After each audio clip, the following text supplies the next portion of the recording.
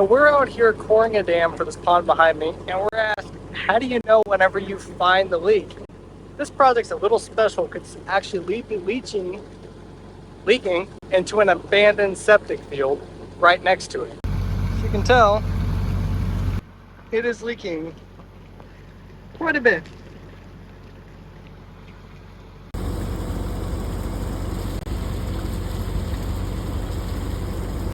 And you can see the old septic field by all that gravel right there. This isn't sewage water. It's not gray water or black water or anything like that.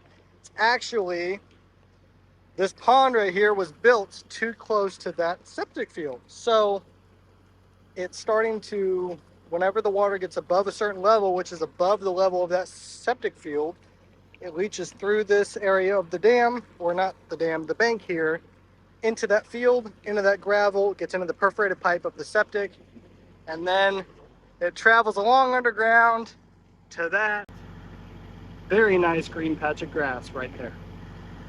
So, how are we gonna fix this? I'll show you. This dirt right here is how we're gonna fix it. The reason it's leaking is because of that gravel right there. That's obviously gonna just let water right through it. Extremely permeable stuff right there. This clay, however, is extremely watertight. So we're going to take this nice clay and we are going to replace that gravel right there with this nice clay, and the leak will be completely fixed. So what is coring a dam? It's a question we get asked a lot, and it's often a not very well known subject whenever it comes to fixing pond leaks. Usually you'll need to core your dam whenever you have a leak on the back side of the dam. What that might look like is this. So right here is just a wet puddle on the back side of the dam. Usually it'll occur at the bottom of it. It might even occur halfway up the dam. Whenever you build a dam, you have a clay core that runs right through the middle. And that's what seals the pond from the back of the dam. That's what seals the pond, makes sure nothing leaks.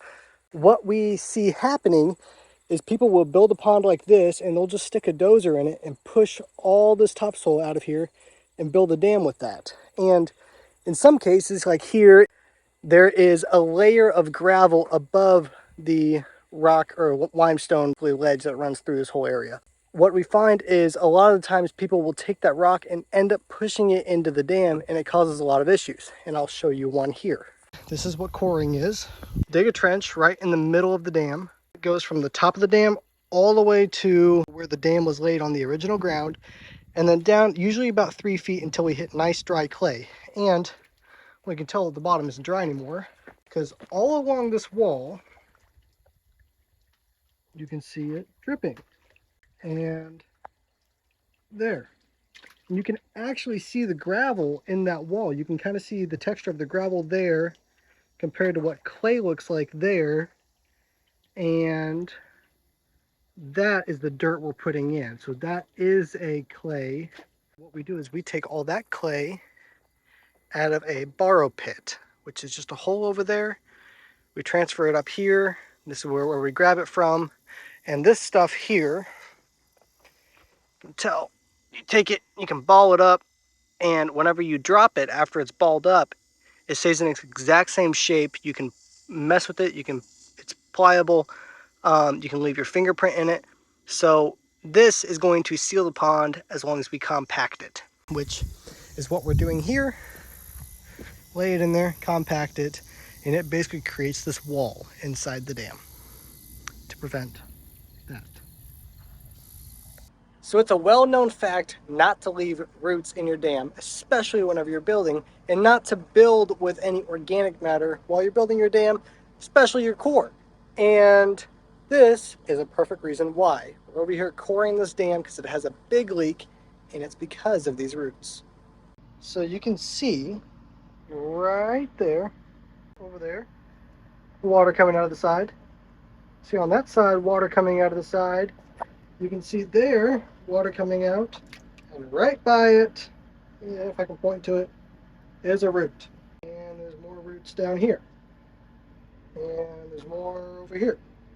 All these roots here are decaying over time. This pond was built in 2006. It's currently 2022.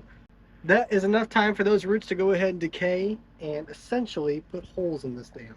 And that is what's happening here, and that's why it's leaking so bad. Another thing that's bad about this dam is it was built out of topsoil. Anyway, don't put roots in your dam.